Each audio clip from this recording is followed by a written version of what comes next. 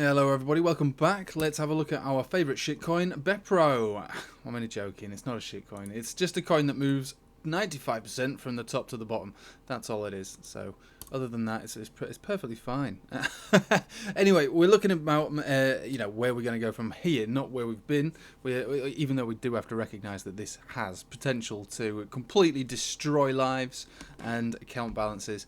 At the moment, we're breaking down from the centre of our Bollinger Band and the 21 exponential moving average on the daily. In fact, getting a rejection on there today. So that in itself isn't the end of the world. We've found that we've built a decent support around 1 cent, which is probably where I imagine we're headed towards. From 1 cent, which is not far from where we are right now. I mean, in the world of BEPRO, where 95% from the top to the bottom has happened in the past, 11% from here to there. No big deal. No big deal at all. So we'll be looking to see the reaction from there. Now we've got the 200 moving average. We've also got the 50 exponential moving average just below that 1 cent zone. So we've got historical support. We've also got two major moving averages. So I'm looking for a decent bounce around there, whether it's just above or just below. The candle body close should close above 1 cent. If we get candle body closures below 1 cent. It might not be the end of the world. I really want to see if we can hold this 200 moving average, which seems to have had a fair bit of reaction on this big move up here. Kind of a bounce there, kind of a tag there, and a tag there. So more or less that's coming in at just short of 1 cent really. And I would imagine that if we do pull back further, whether that's to do with Bitcoin or because of its own accord, that's where we'd get a decent reaction. And the reaction should, in theory, go on to make a new high, not an all-time high obviously, but a new high from here. Now my target is around this zone, about just short of 3 cents. That's where my overall target is going to be to start with, taking a decent portion of my BEPRO profit from there, and leaving the rest to ride. That's generally how I move and maneuver these sort of coins. Take my investment out plus double or triple, and then let the rest ride more or less, and then incrementally take profit as we pump higher and higher and higher. That would be the deal. Now, if we look at the oscillators down here, we are ticking down further on the histogram. No big deal. The money flow index is also going down. Also, the RSI is going down. That's fine. It's all perfectly fine in relation to the way that the price is going.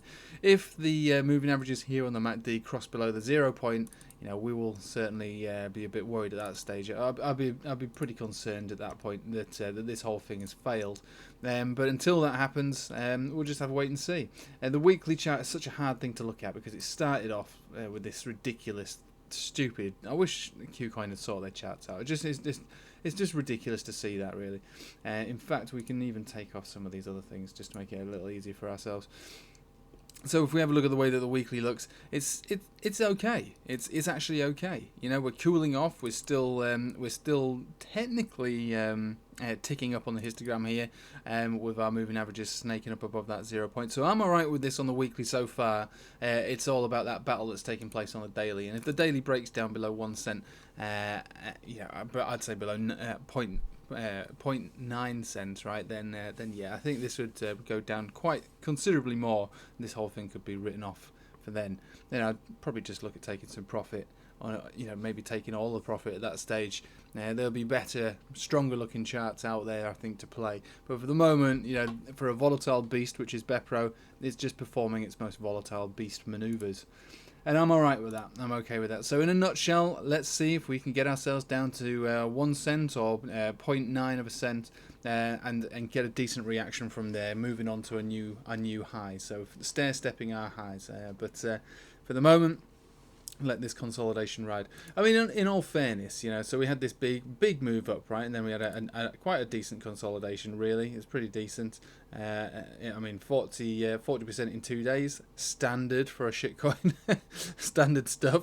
But generally, the consolidation, you could say, was over when we finally reclaimed the 1 cent zone. It took 14 days, so 2 weeks. So what we're looking at here is a move up, a move down. So far, almost another 40%. This isn't the only shitcoin in the world that does this sort of thing. It reminds me a lot of ways of how SXP behaved after its massive dump. So we started trading SXP quite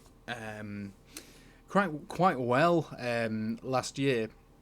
into this year, after it itself had come down probably about 90 or more than 90%. So a very similar kind of vibe to BEPRO, FOMO induced shitcoin collapse basically, and then we pick them up. But then when you have these big moves up, they have big moves down, big moves up, big moves down, big moves up, big moves down. This looks to me like it is only just beginning, and that we will step up to not just my initial sell order, but many sell orders to come. But for the moment, we do have to be very aware that we could fail, and that failure would be largely to do with Bitcoin failing. And at the moment, Bitcoin is still doing okay, I would say. We're being supported on this 21 moving average. You know, if we break down from here, that wouldn't surprise me either. So this is what I'm saying. We always have to be alert, you know, especially with dealing with shitcoins and just altcoins in general. But we do have to be alert. On the Patreon, I was talking about how this is like a micro version of this, which it is in a way, which would mean that, you know, we could get one big move up and then a really big sort of large liquidity grab and see how we react from there. So Bitcoin does have capacity right now to have a very large pullback. Whether it goes up first, which is what I think it's going to do. I think it is going to go up first before it does its liquidity grab style pullback of maybe 10 to 15 or maybe even 20% before it then goes on to another rally, a proper rally, outside of this accumulation phase. You can only imagine what how alts will behave with that. So people who are new to the market, there's a lot of new people in the market who've not been around, for years, and there's a benefit for being around for years.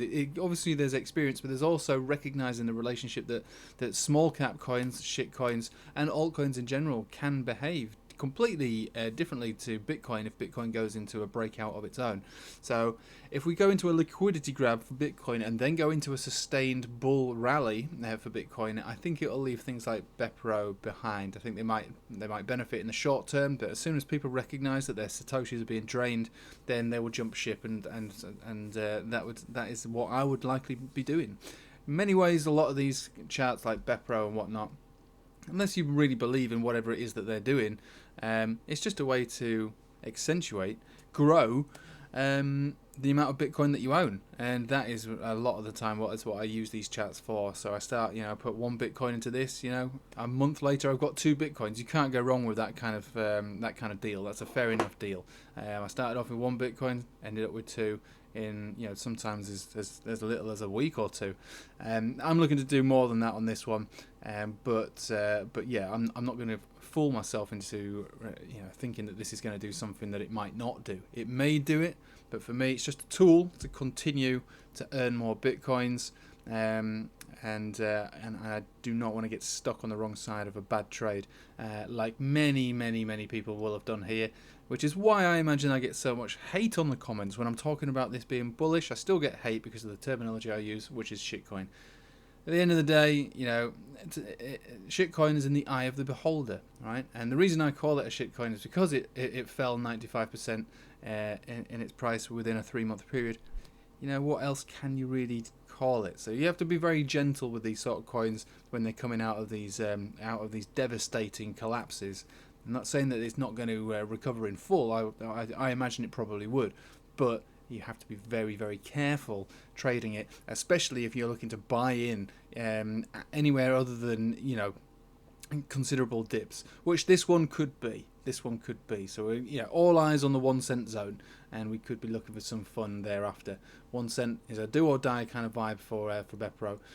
Worst case scenario though, in the event that Bitcoin does do that large liquidity grab and pulls back to a large degree, the 200 exponential down here should have it. It should have it, and we'll see what reaction it has if that happens. Not saying that that's going to happen, but if this breaks down and we start closing below here, then yeah, let's forget about BEPRO. There's much better opportunities out there. We're not looking to catch knives on such a devastating looking chart. We have to respect that, yes, it can move up, but look, anyone who can deny what we're looking at here, this is for high risk crazy people, really. If you're looking to hold on to something as it continues to make lower lows all the time. You've seen what happened here. Somebody bought there. That's why there's a reference to it on the chart. You know, so you know who you are. You know, and I'm sure you understand what I'm saying. You don't want to get caught on the wrong side of something like this. Anyway, for the moment, looks okay. We'll just see what reaction it has to the 1 cent zone. Thanks for watching. Hope you have a nice day. Take it easy.